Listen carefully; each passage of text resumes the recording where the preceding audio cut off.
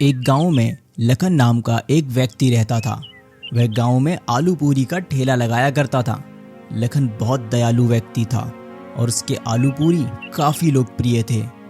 लखन गरीबों को मुफ्त में ही आलू पूरी खिलाता था। लखन की पत्नी अनीता हर बार की तरह आज भी शाम को लखन से झगड़ा कर रही थी। अरे, मैं आपको समझा समझा के तंग आ चुकी हूँ। आप है कि मेरी एक बात नहीं सुनते। आधे से ज्यादा आलू पूरी आप मुफ्त में बांट देते हो।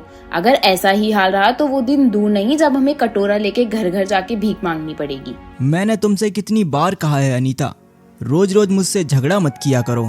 तभी लखन के घर उसका दोस्त गज्जू अपनी पत्नी आशा के साथ आ गया। अरे लखन भैया, कैसे हो? सुना है कल मोहनलाल तुमसे बड़ी अकड़ में बात कर रहा था। बोल रहा था तुमने उसे 1 महीने से पैसे नहीं दिए। अगर कुछ दिन में तुमने उसके पैसे नहीं चुकाए तो तुम्हारा ठेला भी जब्त कर लेगा और मारेगा अलग से। भाई साहब, आप तो इनके दोस्त हैं, आप ही क्यों नहीं समझाते इन्हें? मैं तो समझा समझा के तंग आ चुकी हूँ। अरे भाभी, मैं इस बेवकूफ को कई बार समझा चुका हूँ, लेकिन इसके सिर पर लोगों की मदद करने का भूत चढ़ा हुआ है। कहीं किसी दिन ऐसा ना हो कि इसको ही मदद की जरूरत पड़ जाए। गज्जू की बात सुनकर उसकी पत्नी आशा हंसती हुई बोली, अरे वो सब छोड़ो, ये देखो अनीता, मेरे सोने का हार कल ही इन्होंने सुनार से बनवा के दिया है। ये तो बहुत महंगा वाला हार लगता है। अरे महंगे वाला क्यों नहीं लगेगा, पूरा 5 तोले का है।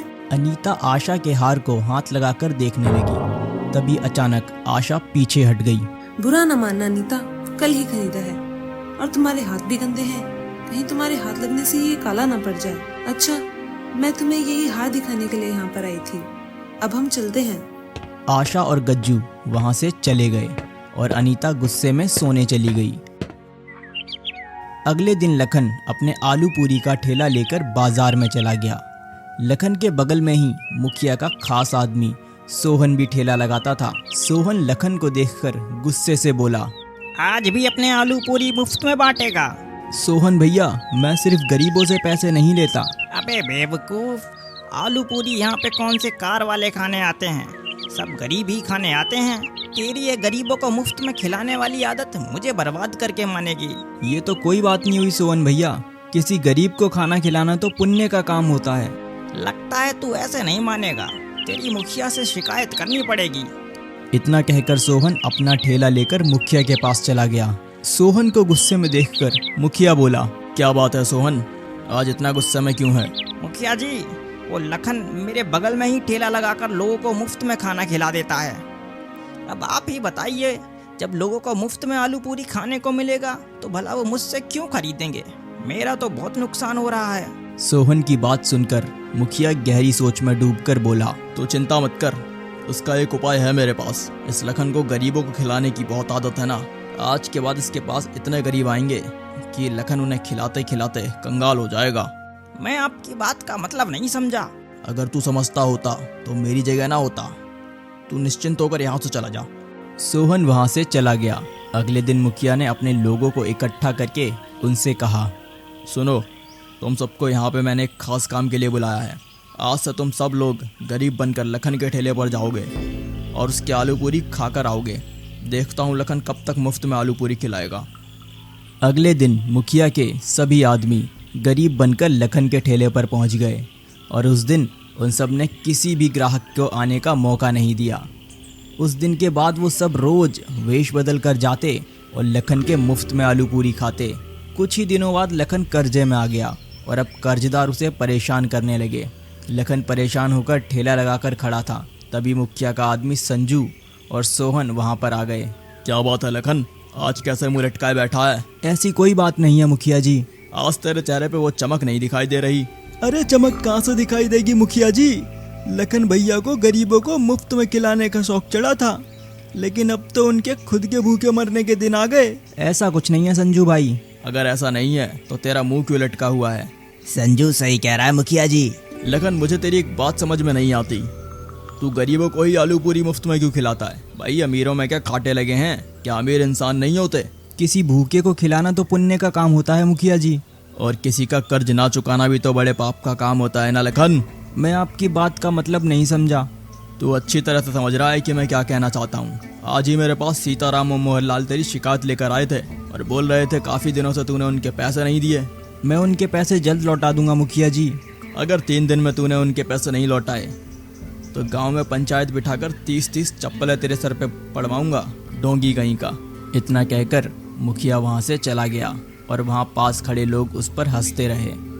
तभी सोहन बोलता है, अब तुझे पता चलेगा लखन, तूने मेरा बहुत नुकसान करवाया है। शायद तू जानता नहीं था कि जो ठेला मैं लगाता हूँ उसमें मुखिया का भी हिस्सा है और मुखिया अपने नुकसान का एक एक पैसा तुझसे वसूलेगा। तेरे सिर पे चप्पल ना पड़वा दी तो फिर कहना।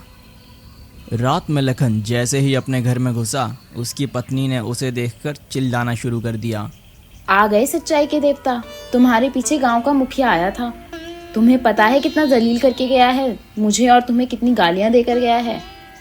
पता है मुझे, गांव के मुखिया ने मुझे भी शरे बाजार बेइज्जत करने में कोई कसर नहीं छोड़ी।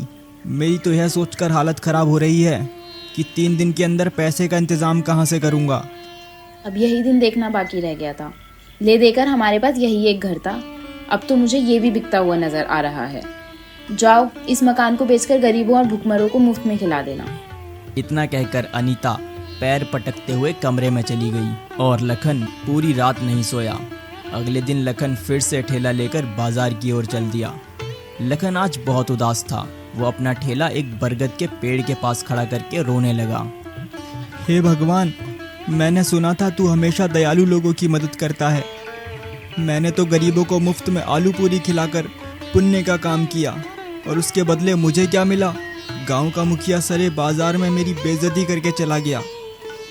अगर 3 दिन में मैंने लखन और सीताराम के पैसे नहीं लौटाए तो मुखिया मुझे गांव के सामने चप्पल पड़वाएगा। मेरी क्या इज्जत रह जाएगी। अब मैं किसी भी गरीब को मुफ्त में नहीं खिलाऊंगा। मुझे माफ़ कर देना भगवान, मेरे पास इसके अलावा कोई चारा नहीं। कुछ देर बाद लखन गांव में ठेला लेकर आ गया, मगर आज उसने किसी को भी मुफ्त में नहीं खिलाया। कुछ देर बाद एक बूढ़े पति पत्नी उसके पास आकर खड़े हो गए।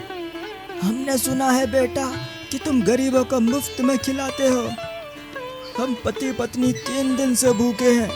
भूख के मारे हमारी हालत खराब है। क्या तुम हम दोनों को आलू पूरी खिला सकते हो? हमारे पास पैसे नहीं हैं। माफ़ करो बाबा, आज मैं किसी को मुफ्त में नहीं खिला रहा। ठीक है बेटा, जैसी तुम्हारी मर्जी। मैं तो किसी भी प्रकार से भूखा रह लेता हूँ, लेकिन मेरी ये पत्नी कुछ दिन से बीमार भी चल रही है। तुम इसे ही कुछ खिला दो। मेरी मजबूरी समझो बाबा, मुझसे किसी को भूखा नहीं देखा जाता, लेकिन आज मैं बहुत ज़्यादा मजबूर हूँ। अगर मैंने आज भी मुफ्त में खिला दिया तो मेरी बहुत ज़्यादा बदनामी और बेइज्जती हो जाएगी।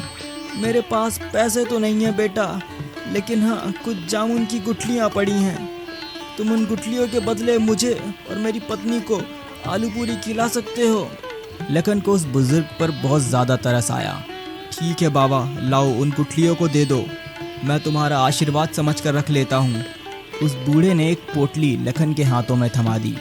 लखन ने देखा उसमें जामुन की गुठलियाँ रखी हुई हैं। लखन दोनों पति पत्नी के लिए गर्मा गर्म आलू पूरी बनाने लगा। तभी वहाँ पर ठेला लगाकर खड़ा हुआ सोहन बोला, अरे इन जामुन की गुठलियों से तू कैसे सीताराम और मोहनलाल का कर्जा चुकाएगा रे? बेवकूफ़ आदमी, इतनी बेइज्जती होने के बाद भी तेरे कुछ समझ नहीं आया। सोहन, मेरा मन जिसे करेगा मैं उसे मुफ्त में खिलाऊंगा। तू कौन होता है मुझे रोकने वाला? जाकर बोल देना अपने उस मुखिया को, मुखिया का चमचा कहीं का। 3 दिन बाद जब मुखिया तेरे सिर पे उन दोनों से चप्पल पड़वाएगा ना, तब मैं तुझे बताऊंगा। मुझे भगवान पर पूरा विश्वास है, वो दिन कभी नहीं आएगा। इतना कहकर लखन फिर से आलू पूरी बनाने लगा, मगर देखते ही देखते वो दोनों बूढ़े पति पत्नी लखन के सारे आलू पूरी खा गए। लखन ज़रा सा चेहरा लिए उन्हें देखता रह गया। उसने देखा उसके ठेले पर अब कुछ भी नहीं बचा था। फिर लखन चुपचाप अपने घर चला गया। क्या हुआ, आज दोपहर में ही कैसे चले आए? कहीं आज भी सारे आलू पूरी बांट तो नहीं आए? अनीता, इस वक्त मुझसे अभी बात मत करो। अरे तो और किससे बात करूं? अपना सर दीवारों पर मारूं क्या? मेरी तो सोच सोच के हालत खराब होती जा रही है कि 2 दिन बाद क्या होगा। वैसे तो तुम कभी शाम से पहले घर नहीं आते, आज क्या हुआ?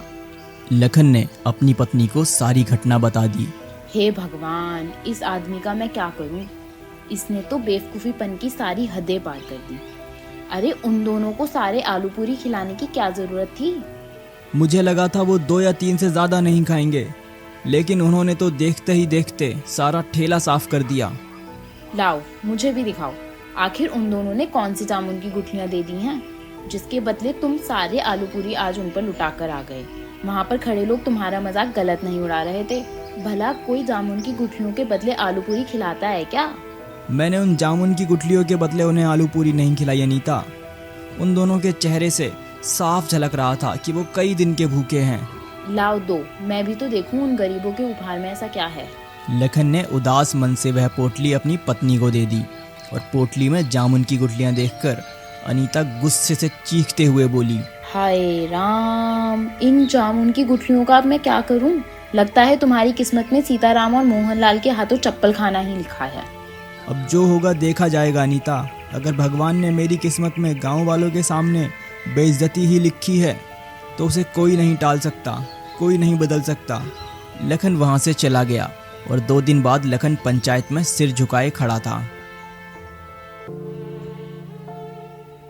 क्या रे लखन, पैसे लाया है? इंतजाम नहीं हो पाया मुखिया जी, कुछ दिन की मोहलत और दे देते। वो तो हम तुझे जरूर देंगे, मगर सीताराम और मोहनलाल के हाथों चप्पल तो खा ले। ऐसा मत कीजिए मुखिया जी, मेरी बेइज्जती हो जाएगी। मैं किसी को मुंह दिखाने के लायक नहीं रहूंगा। क्या हुआ? उस दिन तो बड़ा मुंह चला रहा था, मार खाने की नौबत आई तो अब इज्जत की दुहाई दे रहा है।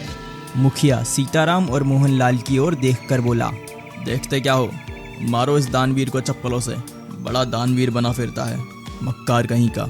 मुखिया की बात सुनकर मोहनलाल और सीताराम लखन को चप्पलों से मारने ही वाले थे कि तभी वहां पर लखन की पत्नी अनीता आ गई। खबरदार, जो किसी ने मेरे पति को हाथ भी लगाया। क्या रे लखन की पत्नी, तुझे पता नहीं बाबूलाल ने इन दोनों से कर्जा लिया था और तेरी इतनी हिम्मत कि तू मुखिया के आदेश को चुनौती दे। मुखिया की बात सुनकर अनीता ने सीताराम और मोहनलाल के पैसे मुखिया के मुंह पर मार दिए। ये लो पकड़ो इन दोनों के पैसे, आइंदा मेरे पति पर आंख उठाकर भी मत देखना। तू ये पैसे कहाँ से लाई? तुम्हें इससे मतलब? तुम्हें इनके सारे पैसे चाहिए थे ना, और मैंने उनके सारे पैसे तुम्हारे मुंह पर मार दिए हैं। लखन अनीता के पास इतने पैसे देखकर हैरान रह गया। लखन ने आहिस्ता से अनीता से पूछा, अनीता तुम ये पैसे कहाँ से लेकर आई? घर चलो, मैं तुम्हें सब बताती हूँ। लखन अनीता के साथ घर आकर बोला, अब बताओ भी अनीता, तुम ये पैसे कहाँ से लेकर आई? आज जब तुम्हें मोहनलाल और सीताराम पकड़ कर ले गए थे तो मैं फूट फूट के रो रही थी। रोते हुए मुझे अचानक गुस्सा आ गया और मैंने गुस्से में वो पोटली बाहर फेंकने के लिए निकाली जिसमें जामुन की गुठलियाँ थीं। जैसे ही मैंने इस पोटली में गुठलियाँ फेंकी तो उसमें से गुठलियाँ नहीं बल्कि बेशक कीमती हीरे निकले। मैं तुरंत इन्हें गिरवी रखकर पैसे ले आई और मुखियों के मुंह पर मार दिए। अनीता की बात सुनकर लखन हैरान होकर बोला, लेकिन उसमें तो गुठलियाँ थीं। मैं भी हैरान रह गई थी, लेकिन बहुत सोचने के बाद मुझे ये एहसास हुआ कि शायद वो दोनों बूढ़े पति पत्नी कोई मायावी लोग थे जो तुम्हारी मदद करने आए थे। अनीता ने इतना कहा ही था कि तभी दरवाजे पर दस्तक हुई। अनीता उन हीरो को देखने में खोई हुई थी। लखन ने जाकर दरवाज़ा खोल दिया। दरवाजे के बाहर वही बूढ़े पति पत्नी थे जो लखन की ओर देखकर मुस्कुरा रहे थे। आप दोनों कौन हैं? हम दोनों देव हैं। 2 दिन पहले तुम जिस बरगद के पेड़ के नीचे खड़े होकर भगवान से बात कर रहे थे, हम दोनों तुम्हारी बातें सुन रहे थे। हमें लगा तुम्हारी मदद करनी चाहिए। मैं आप दोनों को शुक्रिया अदा कैसे करूं? अगर तुम्हें हमारा शुक्रिया अदा करना हो तो एक बात ध्यान रखना, इन हीरो को बेचने के बाद तुम ज़्यादा अमीर हो जाओगे, लेकिन कभी भी गरीबों को खाना खिलाना मत छोड़ना। चाहे कितनी भी अड़चनें आएँ, चाहे कितनी भी परेशानियां आएँ, याद रखना भगवान उस व्यक्ति को ज़्यादा पसंद करता है जिसके दिल में दूसरों के लिए दर्द होता है। इतना कहकर वो दोनों बूढ़े पति पत्नी वहाँ से गायब हो गए। उस दिन के बाद लखन देखते ही देखते बहुत अमीर हो गया, लेकिन उसने कभी गरीबों को मुफ्त में खाना खिलाना नहीं छोड़ा।